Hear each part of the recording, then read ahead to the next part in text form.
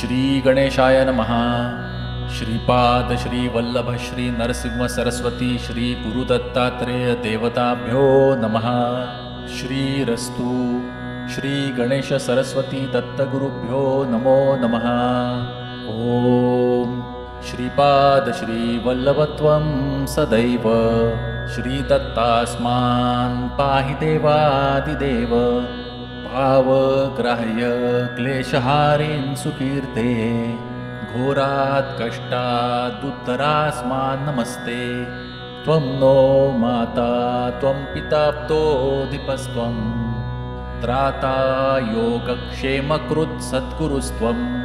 त्वं सर्वस्वं नः प्रभो विश्वमूर्ते घोरात् कष्टादुत्तरास्मान् नमस्ते। पापं तापं व्याधिमाधिं च दैन्यं भीतिं क्लेशं त्वं हराशुत्वदैन्यं। त्रातारं नो वीक्ष ईशास्तजूर्ते घोरात् कष्टादुत्तरास्मान् नमस्ते। नान्यस्त्राता नापि दाता न भर्ता त्वत्तो देवस्त्वं शरण्योऽकहर्ता। पूर्वात्रेयानुग्रहं पूर्णराते घोरात् कष्टादुत्तरास्मान् नमस्ते। धर्मे प्रीतिं सन्मतिं देवभक्तिं सत्संगाप्तिं देहि भुक्तिं च मुक्तिं।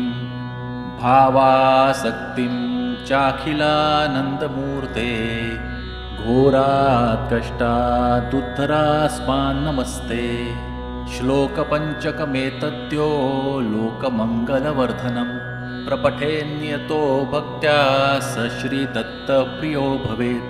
इति श्रीमत्परमहंसपरिव्राजकाचार्य श्री सद्गुरु वासुदेवानंद सरस्वती स्वामी महाराज प्रणीतं घोरकष्टोद्धारणस्तोत्रं सम्पूर्णं। श्रीकृष्णार्पणमस्तु। शुभं भवतु।